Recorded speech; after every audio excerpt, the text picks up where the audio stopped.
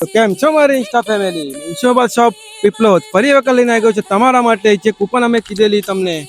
તમે દેખી શકો છો નવા લોકેશન પર